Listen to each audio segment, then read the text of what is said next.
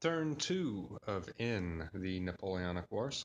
Before we get started, I wanted to talk about a couple things first. And the first is the Pope, who is down here in Italy. When France creates a client state or a puppet state in Italy, if the Pope is active, he's placed under house arrest and he's removed from the game. He's not removed permanently. There are events that can bring him back into play, but he is taken off the map there. So the modifier that he had would not have affected the light infantry roll when we did roll. I don't think it affected the game all too much. Regardless, I didn't win the turn. So, like I said, it may have affected that specific battle, but it didn't affect the outcome of the turn whatsoever. So we will go ahead and continue on with that. So keep that in mind. If you do create a client state in Italy, then the Pope is placed under house arrest and removed. The other thing is, and I didn't mention this at the time because, well, I didn't have the counter to put, but there's a Russian treaty blocking counter that comes with the game that during the event of Valmy, you place it on top of the Russian status to remind you that you can't attempt to bring Russia into the coalition. The problem with that is I don't know if I have the counter or not. I pretty sure I remember seeing it. I remember punching it, but I don't have it anywhere, which is really strange because I'd like to think that out of the hundreds of thousands of counters that I own across all of my games, I don't think I've ever lost a single counter. So I couldn't tell you. So what I did is I just took one of the no war treaty that I drew out of the politics cup, and I flipped it over and I put it on top of the Russia neutral marker, and that will be my Russia blocking marker for the time being. I guess. I guess I'll have a word with my cat at some point or another. This game has been on my coffee table for about a week and a half now. I've been playing it multiple times over, but my cat's very good. She knows not to get up, hit things around, never have a problem. And that's the thing is there was nothing moved around on any of my trays or sheets or anything else. So, um, yeah, I don't know what happened to it. Anyway, we can go ahead and start the turn off here. So, at the end of the turn, I had £3 in my treasury, and I have a total of £13 across the map of my income. So that brought me up to £16, which also happens to be the maximum amount in your treasury you can have at any given time. So that's what I was telling you at the end of last turn. One of the very last phases you can do is transfer money around as long as you're not transferring out of your Admiralty budget. And this will help you avoid that. So if you know you have an income of £13 at the start of next turn, what you're going to want to do is you're going to make sure you have 3 or less pounds in your total treasury. That way you can get that full 13. If you had £5 in your treasury, you're only going to get £11 total income. So you're going to be losing £2, complete waste.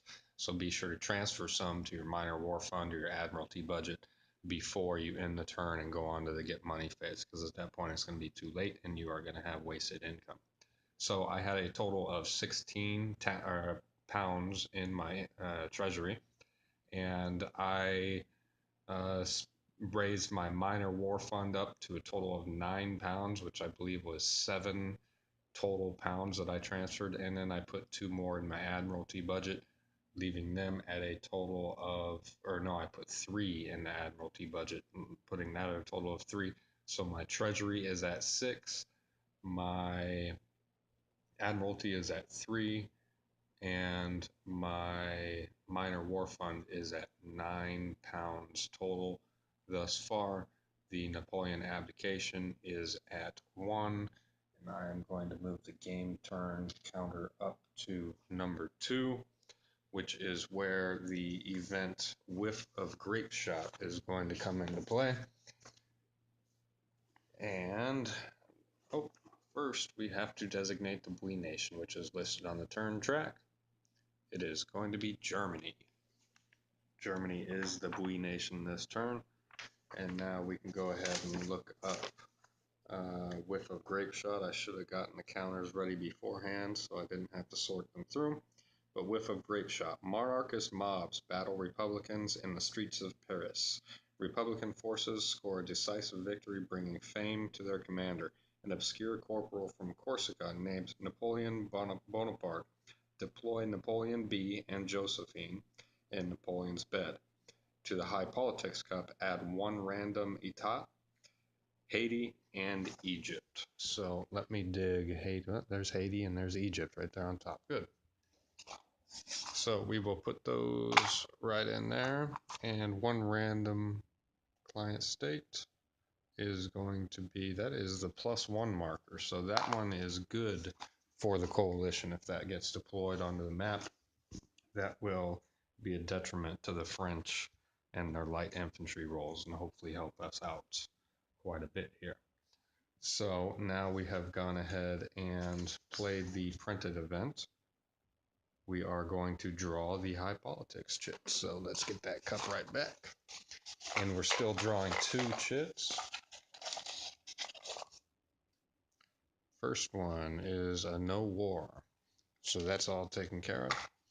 And I think we're all out of no war chits in the cup now. So what's the second one going to be?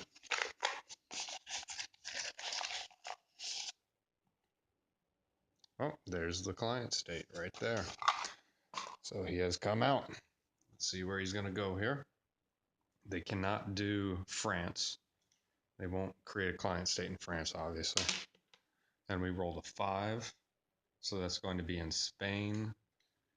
So he will go to Spain. And if there is the Treaty of Ildefonso, then that client state will get removed because Spain has become an ally of France. So that was an easy high politics phase there. And now we could buy an additional high politics chip. At this point, I'm not going to do that.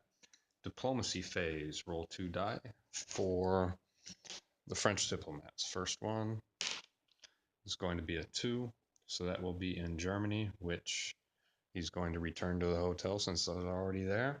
And hopefully we'll get another 2 right now. Ha! Look at that, we got another 2. So both of the diplomats went to Germany and were sent back by Talleyrand and Reinhardt. So no additional French diplomats on the map this turn. That was an excellent outcome. You can't ask for much more than that, I'll tell you that. So, counter diplomacy phase. Well, we haven't lost any minor wars yet, so we don't have to worry about that. We don't have the ability to align any neutral or surrendered countries yet. There are none that we can do that for at this point. So we are going to go ahead and attempt some counter debate here.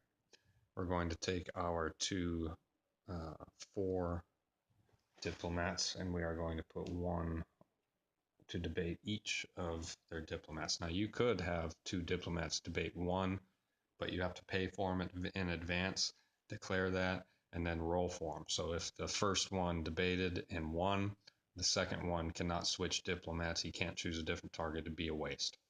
So keep that in mind. So we're going to go ahead and pay our £2. So we're going to move our treasury from 6 to £4 total at this point.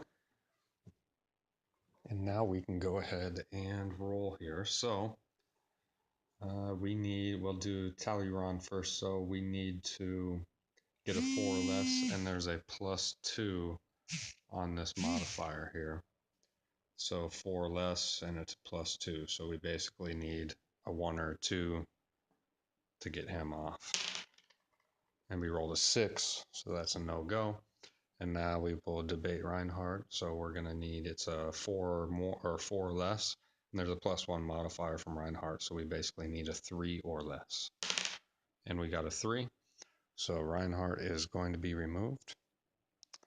And when you remove a named diplomat during the next French diplomacy phase, when they deploy their diplomats, it's always going to be the named diplomats first. So they will always, if they're removed, they're going to try and come back next turn, always, every time.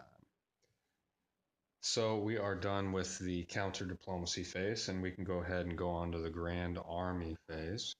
And I'm going to try and keep these clips a little short, so I'm going to go ahead and deploy all the French forces and the coalition forces, um, and then I'll be right back after all set up.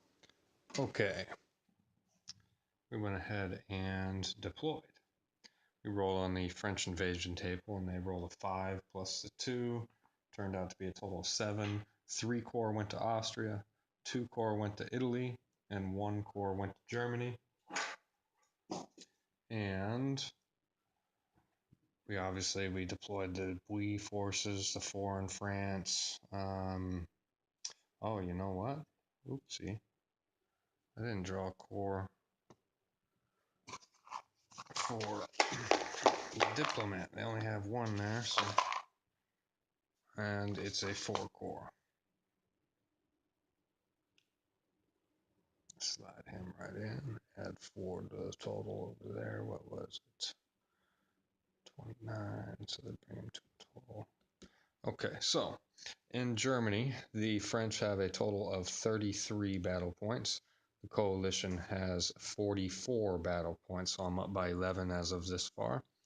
Austria, the French have a total of 16 battle points. The coalition has a total of 28 battle points. I purchased 2 duchy stacks down there. This stack right here is a 3, a 2, and a 2. This stack is a 2, a 2, and a 2. I'm all out of 3 strength duchy forces at this point. I did purchase the extra stack there because I wanted a little bit of extra insurance for Austria.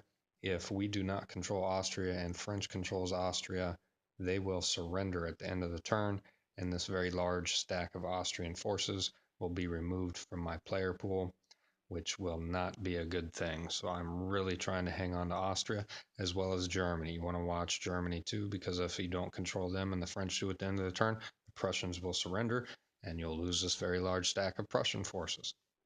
So it's very important that you try and control those as much as possible at the end of each and every turn to avoid them from surrendering. There are events and other accidents that can happen that will cause them to surrender, and at which point you gotta, scramble to bring them back into the war as quickly as possible. Because if one thing makes this game more difficult, it's losing those big coalition stacks out of your player force pool. Down in Spain, I had 1 Spanish unit here that I placed. The other corps was delayed, if you remember from the first turn, so I only had access to the 1.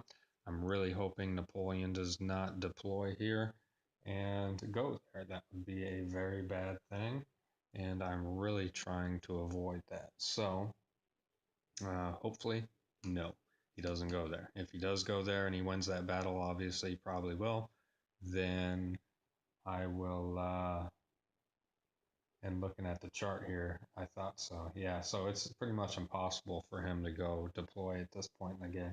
It needs to be at least turn, oh, yeah, it needs to be at least turn 3 for him to have a chance going here by looking at the chart. Because you roll 1d6 and you add the turn number, and the first time Spain appears on the Napoleon chart is on a 9 roll, which would require a +3 to a d6. So next turn, they can probably start going into Spain. So that's a good thing to know. So as long as I win these 2 battles right here and control those provinces, I will win the turn. That's the goal here. And that pretty much takes care of it. You see Italy down there with 3 and 3. Well, number 1, I didn't really have the forces to divert down into Italy to draw forces from either Germany or Austria. These 2 spaces are way too important to lose. And even though they only have a 6 there, I'd need to outnumber them by like 3 to 1 at least to somewhat ensure that I'm going to win that battle, because the fervor is maxed out, which means pretty much guaranteed, not guaranteed fully, but pretty much that they're only going to be rolling a 1d6 on the battle chart.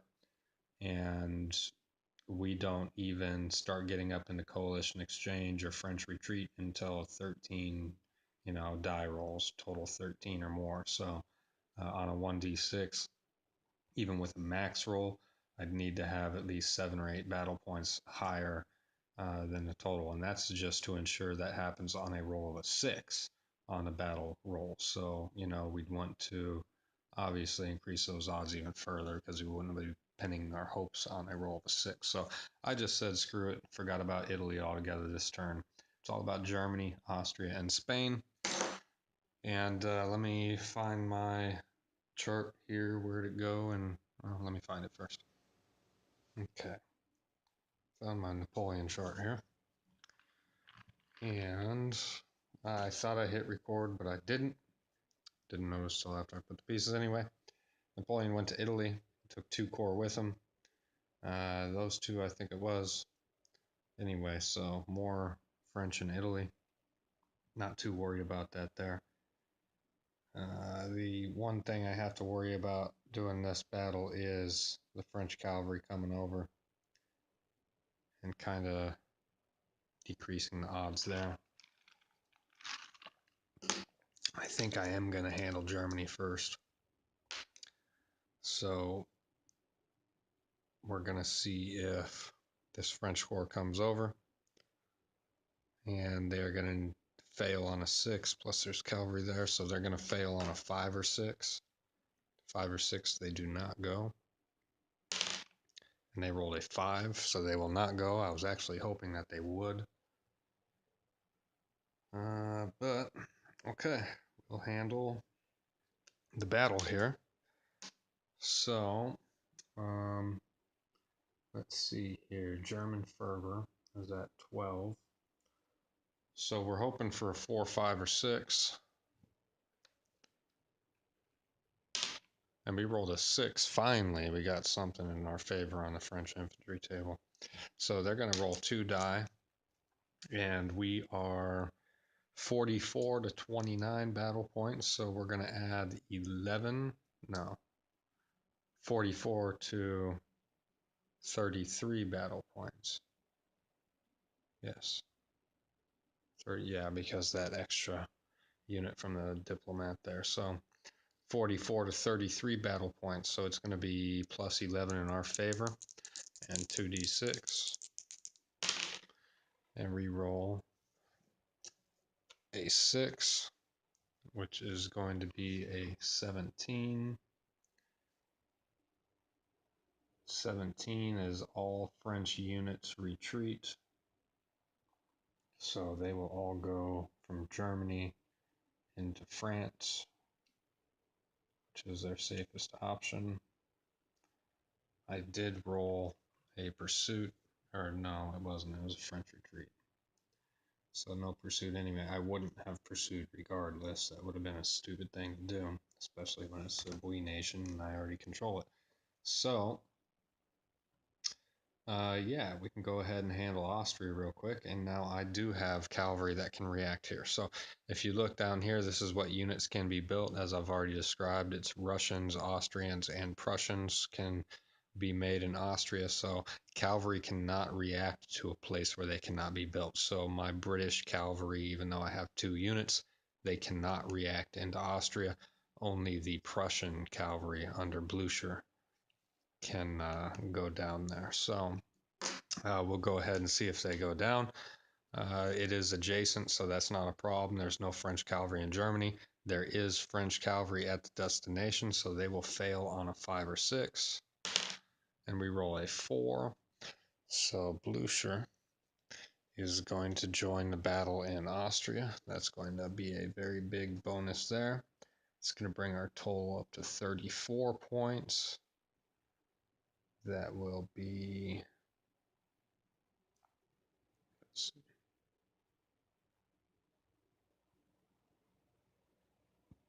see, an 18-point differential.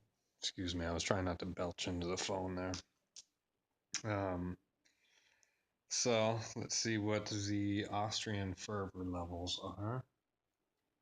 They are the lowest out of all the nations here at this point. So they're at 11, which is still going to be the same. 1, 2, or 3 is French dominance. 4, 5, or 6 is French advantage. We're hoping for a 4, 5, or 6.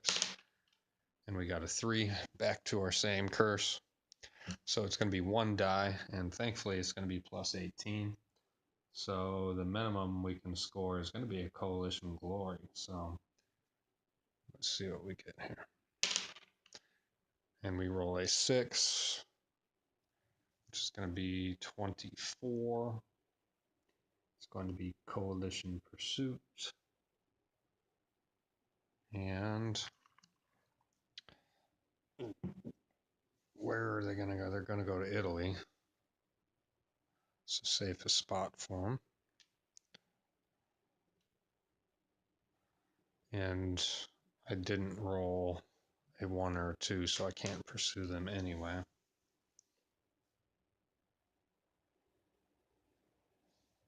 So no worries on that. And that's going to take care of the battle phase. There's no other battles to see there. Unfortunately, I didn't cause any casualties, so there's not going to be a check for permanent removal, which is a bit disappointing. Battle phase all taken care of. Gentleman phase. Check for Austrian, Prussian, or Russian surrender. There is none. Win over cultural icons. There is none. Determine nation control. Coalition has control Germany, Austria, and Spain. Check for victory or defeat. There is none. Perform national fervor modifications.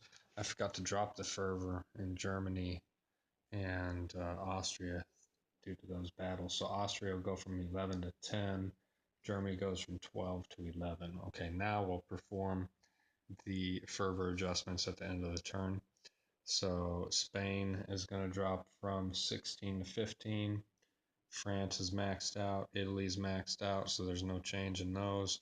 Germany is going to drop from 11 to 10. And Austria is going to drop from 10 to 9. That's going to take care of all the fervor. Let's see. Recall diplomats. Bring my diplomats back home to London. And restore all flipped or delayed core. So my Spanish core is no longer delayed over in my force pool. I just unflipped him. Roll for French casualties. Unfortunately not, as I already said. Clear the deck. Transfer funds. Not going to do any transferring funds. So I'll clear the deck here in just a minute. But we'll go ahead and roll for accidents first, since I have you here. And we're only rolling 1 die. There is no plus modifier for the turn like the other tables. We will take a second die once Napoleon ages up into the next Napoleon phase. Then we'll start rolling 2 die on the accidents table and so on. And we roll 4. Accidents are going to be Barbary Pilots, the Guillotine, Secret Negotiations, and Yellow Fever in Spain. So Barbary Pilots is going to basically delay the Royal Navy, this fleet, in the high seas, so it's going to take care of that. The Guillotine is going to change France from an atheist nation into a deist nation,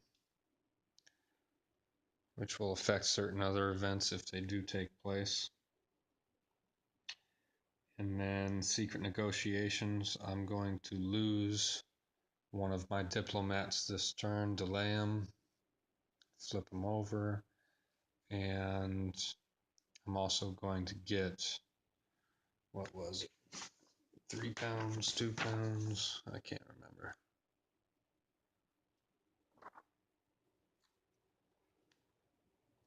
Secret Negotiations. It's a secret. Add 3 pounds to the treasury immediately. So our treasury goes from 3 to 6. And now here's one thing that you do gotta watch, because I'm performing the accidents phase after the clear deck and transfer funds phase. So even though my treasury is now at 6 pounds, I can't transfer some out to those funds to make room for my 13-pound income, because this phase actually comes after the clear the deck and the transfer fund phase. So I'm not going to be able to transfer funds out of my treasury to make room for my full 13 pound income at the beginning of next turn. So I'm going to lose out on that. Actually, that secret negotiations really didn't do me any good. I mean, my income would have been, the same either way. It would have been maxed out at 16, but just kind of unfortunate that you can't see those kind of things coming. So secret negotiations, and now yellow fever in Spain.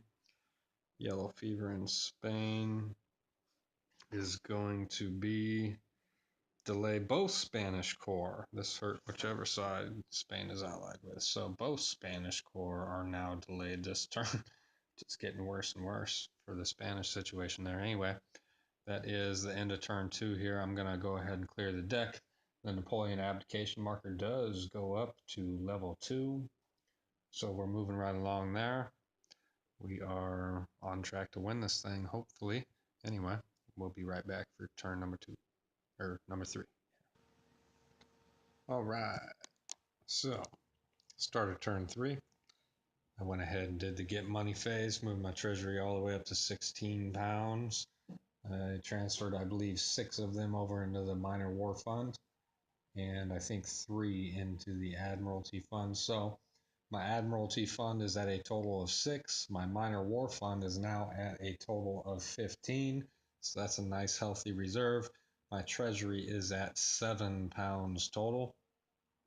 So the event that we played was Spithead and the Nori, which Second Coalition. Mutiny in the Royal Navy due to pay. So it adds the Senegal minor war marker and a random client state, which I already put in the cup. The client state was one with an X on it, so it won't have any effect if they do get placed. Second Coalition. Russia abandons its historic neutrality. Discard the Russian nobility blocking scroll. So that takes care of that. That no war was discarded. So I have to see. I think we can try and attempt to bring Russia into the war now. I'm going to look that up here. But I just wanted to get with you and let you know how it started off. More than likely, I'm going to do the diplomacy phase separate here unless I start trying to bring other nations in. So we'll go ahead and play the 2 high diplomacy chits. The first one is going to be Egypt, war. So we'll put that down there. And Napoleon is going to be busy this turn. So Napoleon will not make an appearance this turn, which is a good thing.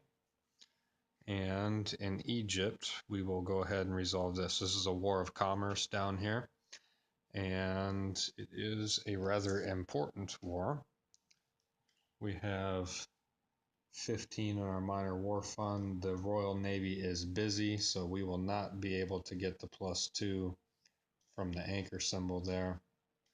So it's all up to the lobster backs here. And we have a minor war fund of 15. We need an 11 or more.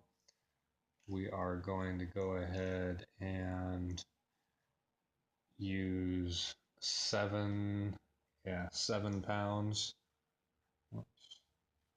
7 pounds will bring our minor war fund down to 8.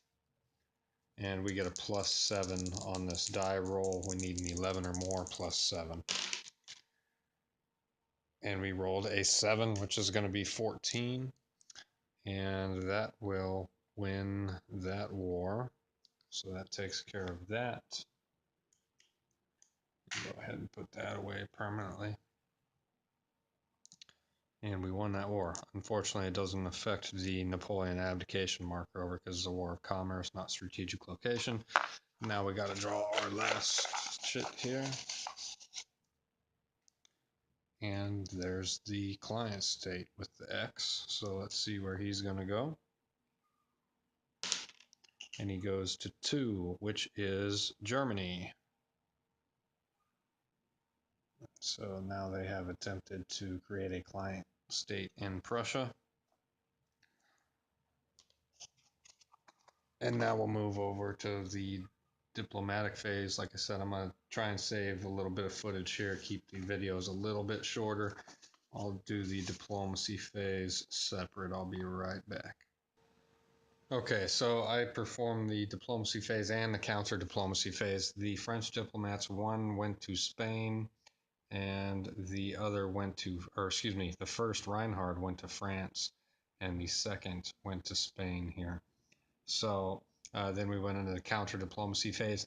I deployed all 3 of my available diplomats. Remember, one was busy due to not political intrigue, but one of the other events there. So I lost one of my diplomats. So I had the 4, and the 3 all attempt to counter debate Talleyrand.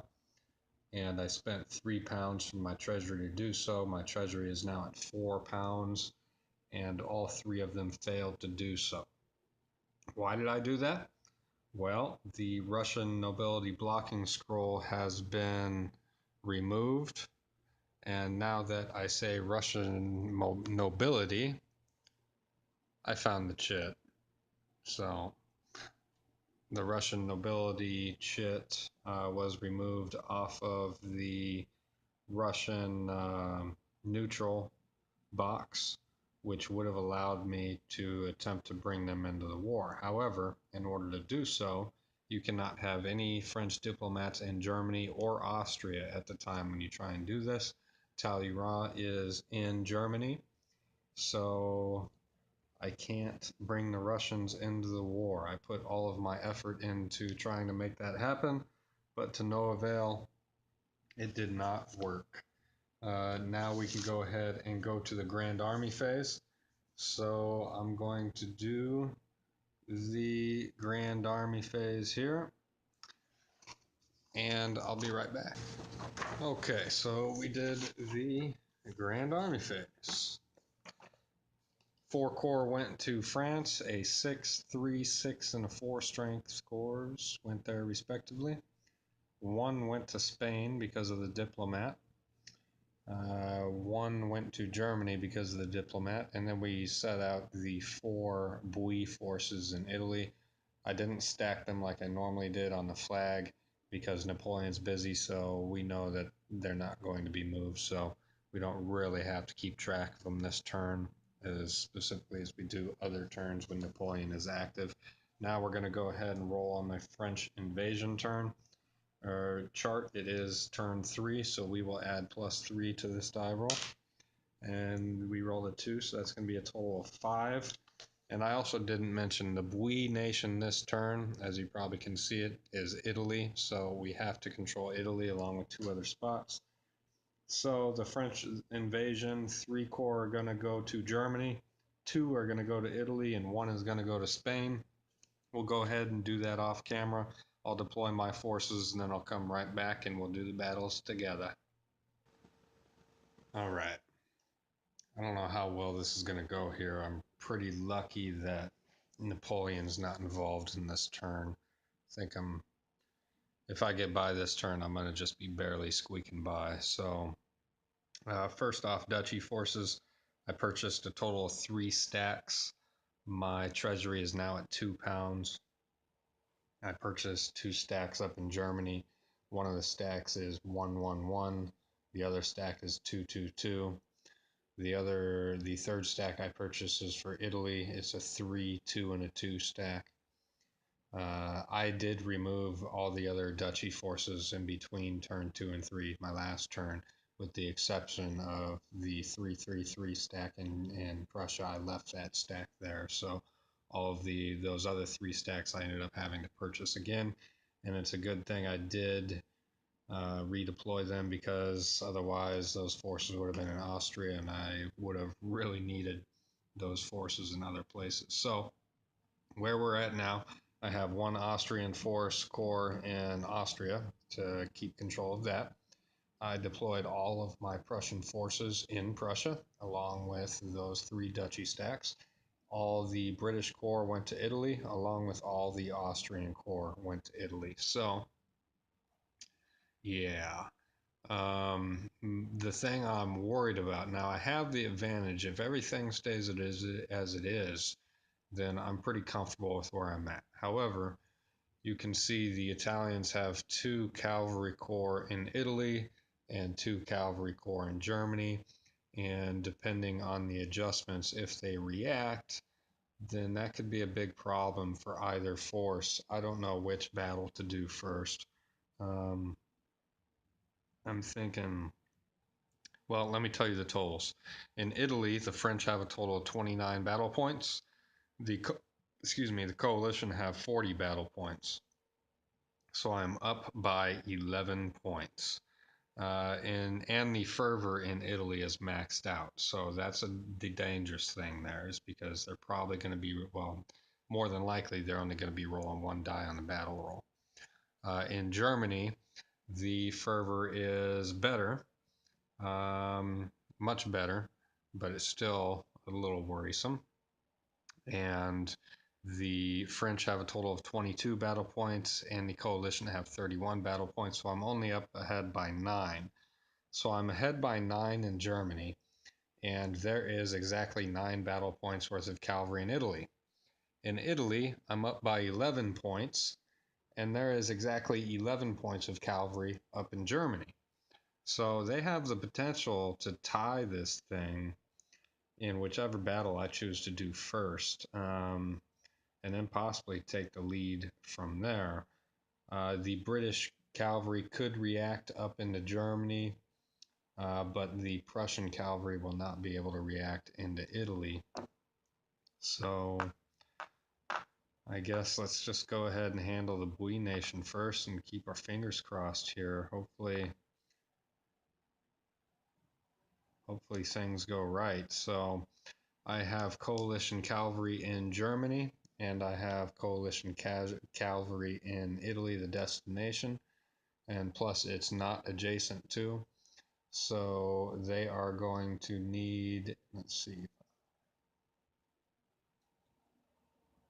they need a 6, and they need a 5 because it's not, and then 4, 3.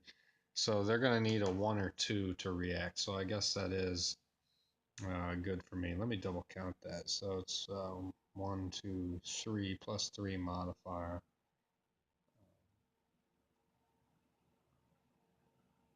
Yeah. So they're going to need a 1 or 2 to react. We'll roll for the 5 strength core first. And we rolled a 2, of course. So they will go. And now we'll roll for the 6 strength core.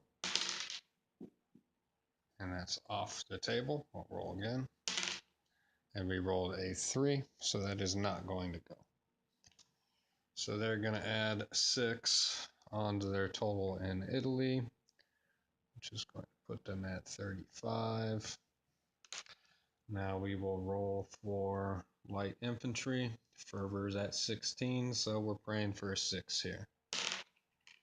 And we got a 2, which is going to be French dominance, so they are only going to roll 1 die here. And we have a bonus of 5. And we rolled a 6. So that is a very big blessing for us right there. That's going to be an 11. That's going to be cavalry refight. Maybe not. May end poorly here in just a moment. I can't remember the exact cavalry refight procedures. I can't remember if it's the strongest or the weakest units in this. So let's find out. Cavalry refight. If neither side has cavalry in the battle, re-roll, blah, blah, blah. Otherwise, each cavalry unit in the battle eliminates 1 infantry unit on the other side. The eliminate unit must be of equal or lesser value to the cavalry and as high as value as possible. So let's do this. They can eliminate a 5 unit. Let's see if we have a 5. Yep, we do have a 5 Austrian unit there that we can eliminate. So we will eliminate the Austrian. And now the 4, do we have a 4 unit there? Nope. So we are going to eliminate the 3 Duchy force. And now the 5 French. We have a 7, a 6, and a 6, a 6, and a 2, and a 2, and a 2. So they are going to eliminate a 2 unit with that cavalry. So this may work out very beneficial for us, the coalition, as a matter of fact. So we have a 7 cavalry and a 6 cavalry. So we can eliminate their 6.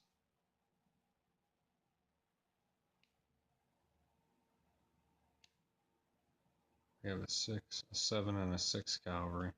So we can eliminate 2 of their 6 units here, for a total of 12 battle points. We lost 10 battle points. They lost 12 battle points. So that's going to take us down to 21. That's going to take them down. Let me recount these battle points here. 14. So they have, whoops.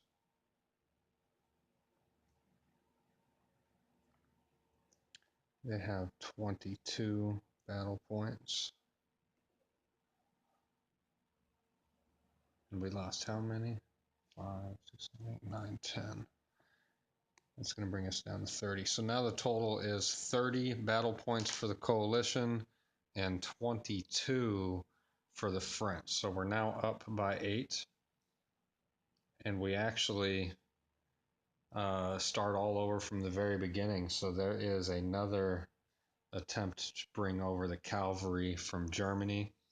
So on a 1 or 2, they will come. And we rolled a 6, so that will not get over there to reinforce the French, thank God. And now we roll on light infantry again. We're hoping for a 6, otherwise it's French dominance. And we roll a 1, of course, French dominance. So now we're going to roll 1 die, and we are going to add 8 to the die roll. And we roll a 2, which is another cavalry refight. So let's see here. Their 5 unit can eliminate this 2 strength Austrian unit. Their other 5 unit can eliminate this 2 strength Austrian unit. So, and then their 4 unit isn't going to be able to eliminate anybody. So that will be -4 battle points. That's going to put us to a total of 26 battle points. And now we have 2 cavalry that can eliminate their remaining infantry. And that is going to be a 4 and a 4. They're going to lose 8 battle points there. They're going to have 14 battle points left. So there's now 26 battle points to 14 battle points, and we start it all over. So we are going to see if their cavalry comes down again. On a 1 or a 2, they will. Ah, darn it, just rolled off again. And we rolled a 3, so they will not come down. We run over there and grab all those die that are falling down. All right, I'm back. So the cavalry did not come. And now we roll for light infantry, which we're hoping for a 6. We rolled a 4, so it's going to be French domination again. But this time we have a plus 12 modifier there. So 1 die plus 12. And we rolled a 1, which is going to equal 13, which is just enough for a coalition exchange. All units on both sides eliminated. Only the strongest coalition unit survives, which is Wellington. Well, he brought us a hard fought and well earned victory down in Italy. We're going to destroy those corps. We're going to drop the Italian fervor level from 16 to 15. And Welly has gotten himself a big victory in Italy. So now we can go ahead and resolve Germany. The good thing about this is the Germans lost, or the French lost a little bit of their cavalry out of there. Let me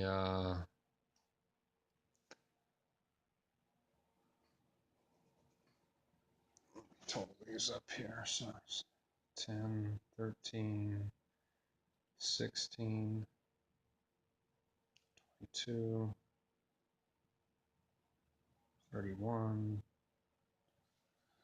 So 34 coalition points, 17 French points. That doubles it exactly. We are at a plus 17 modifier. We're not going to attempt to bring in Welly from Italy because he's the only unit left there to control Italy. So we need to roll on the light infantry table. German fervor is at 10. So we're looking for a 4, 5, or 6. 1, 2, or 3 will be French dominance. And we rolled a 5, so that is French advantage. So we will roll 2 die. And we're going to add 17 to this die roll. And that's going to be a total of 22. 22 is going to be coalition pursuit.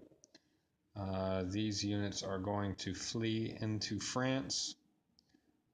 We did roll a 2, so we would be able to pursue.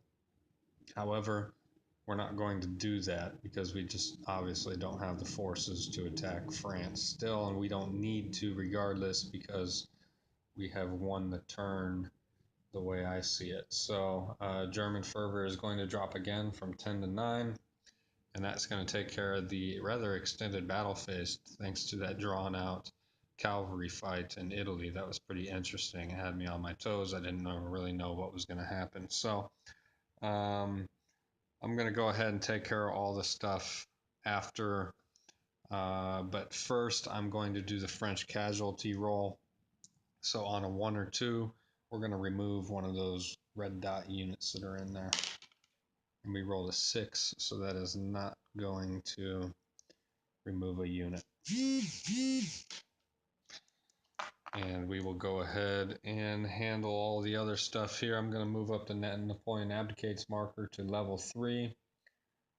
And I will take care of the fervor adjustments and all that stuff and roll on the accidents, and I'll come back and tell you what happened at the start of turn 4.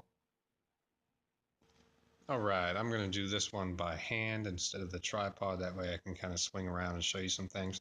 What I'm going to do from here on out is I'm just going to play the game, and I will record any big battles or any important events. I'll pop back in, let you know, give you after the turn report, stuff like that. That way I can kind of keep this series to hopefully just 3 videos long. This, I think, is going to be the last clip of the second part, so I'm going to hopefully try and fit it all into one more video. I don't know if that's going to be possible, but we can go ahead and check things out. So if we look over here, we can see where we're at. We are moving into game turn 4, and the Napoleon abdication marker is at 3. The treasury, I have done the get money phase of the 4th turn already, so the treasury is at, well, that should be at 15. The Treasury is now at £7. The Admiralty budget is at £7, and the Minor War Fund is back up to 15. The National Fervor of Spain and France is at 16. The Italian is at 14. And Germany and Austria, we have managed to get those down to 8 thus far. And that takes care of that here. You can see I have unflipped the Spanish markers, so they're available again. The British diplomats went back to London. Napoleon is now available. He's back from his disaster in Egypt. And that's pretty much where we lay. The Royal Navy is available again in the high seas, so that's a good thing for us. And that is looking at everything there. I did forget to mention that I didn't want to do it during the clip because I didn't want to waste any more time in the battle or in that clip itself. But after we drew the Minor War in Egypt Cup, we did have to take some more chits out from here and put them in the High Diplomacy Cup. So we threw the Coronation chit from there into the cup, as well as the Mysore Minor War and the Corfu Minor War, I believe. And that took care of all that stuff from there. So as you're playing the game, when you do draw those minor war chits, don't forget to check the book and make sure you are adding any other chits to the cup. That those draws will require you to do so, because they're chain events that make possible as you play through the game, and you don't want to miss out on any of that good stuff. So that is about it. I'm still waiting for some of these strategic minor wars to pop up so I can push that abdication marker up even further. And we're going to go ahead and load this up as part 2. And I'll be back to let you know how it's going. Like I said, we're going to streamline it a little bit and hopefully progress through a little bit faster now that you guys are a little familiar with the game. I hope you're enjoying it.